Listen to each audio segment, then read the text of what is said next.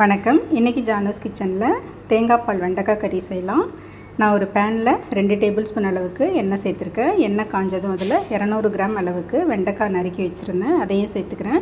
இது ஒரு 2-3 நிமிஷத்துக்கு மீடியம் ஃப்ளேம்லேயே வச்சு இந்த மாதிரி வதக்கி விட்டுக்கலாம். இந்த மாதிரி வதக்கும் போதே அது ஒரு 1/4 பங்கு வெந்துடும். வதக்கி இதை தனியாக ஒரு பிளேட்டில் எடுத்து வச்சுக்கிறேன். அதே பேனில் ஒரு டேபிள் ஸ்பூன் எண்ணெய் ஊற்றிக்கிட்டு பொடியாக நறுக்கின பூண்டு கொஞ்சம், அதே மாதிரி இஞ்சியும் கொஞ்சம் பொடியாக நறுக்கி போட்டிருக்கேன். அது ஒரு 2 நிமிஷத்துக்கு வதக்கி விட்டுக்கலாம். இது வதங்கின பிறகு ஒரு பச்சை மிளகாவை பொடி பொடியாக நறுக்கி அதில் போட்டிருக்கேன், அதையும் சேர்த்து கலந்து விட்டுக்கிறேன்.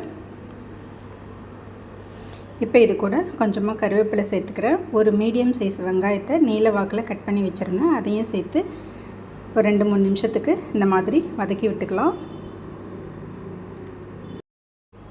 வதக்கிட்டு இப்போ இந்த வெண்டைக்காய் கறிக்கு டேஸ்ட்டுக்கு தகுந்த மாதிரி உப்பு சேர்த்துக்கிறேன். 2 சிட்டிகை மஞ்சள் தூள், காரத்துக்காக 1 ஸ்பூன் மிளகாய் தூள், 1/2 ஸ்பூன் தனியாத்தூள், 1/4 ஸ்பூன் கரம் மசாலா தூள் சேர்த்துக்கிறேன். சேர்த்துட்டு நல்லா கலந்து விட்டுறேன்.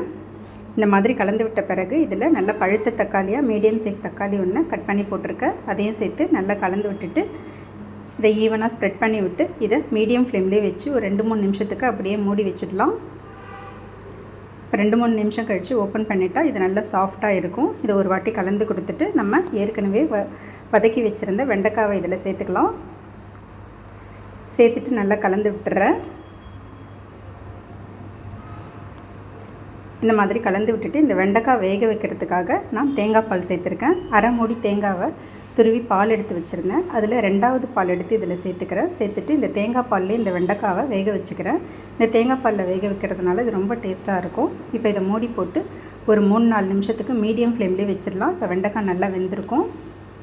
நல்லா வெந்துருச்சு. ஓப்பன் பண்ணிவிட்டு ஒரு வாட்டி கலந்து விட்டுட்டு இதில் நம்ம ஃபஸ்ட்டு எடுத்து வச்சுருந்த தேங்காய் பாலை சேர்த்துக்கலாம். இந்த தேங்காய் பால் சேர்த்துட்டு நல்லா கலந்து விட்டுட்டு ஸ்டவ்வை மீடியம் டு ஹை ஃப்ளேம்லேயே வச்சு ஒரு 3 நிமிஷத்துக்கு இதை நல்லா கொதிக்க விட்டுடலாம். நல்லா கொதிச்சிருச்சு. இந்த நேரத்தில் இதை ஒரு வாட்டி கலந்து கொடுத்துட்டு இதில் பொடியாக நறுக்கின கொத்தமல்லி தழை சேர்த்துக்கிறேன். இந்த மாதிரி கொத்தமல்லி தழை சேர்த்துட்டு கலந்து விட்டுட்டு ஸ்டவ் ஆஃப் பண்ணிடலாம். இப்போ இதை தாளிச்சிக்கலாம். 1 ஸ்பூன் தேங்காய் எண்ணெயில் கொஞ்சமாக கடுகு சீரகம் போட்டு பொரியட்டுன்னு அது மேலே தாளித்து கொட்டிக்கிறேன். அவ்வளோதாங்க, வெண்டைக்காய் தேங்காய் பால் கறி ரெடி ஆகிடுச்சு. இது இட்லி, தோசை, சப்பாத்தி, சாதம் எல்லாத்துக்குமே ரொம்ப நல்லாயிருக்கும், டேஸ்ட்டாக இருக்கும். தேங்க்ஸ் ஃபார் வாட்சிங்.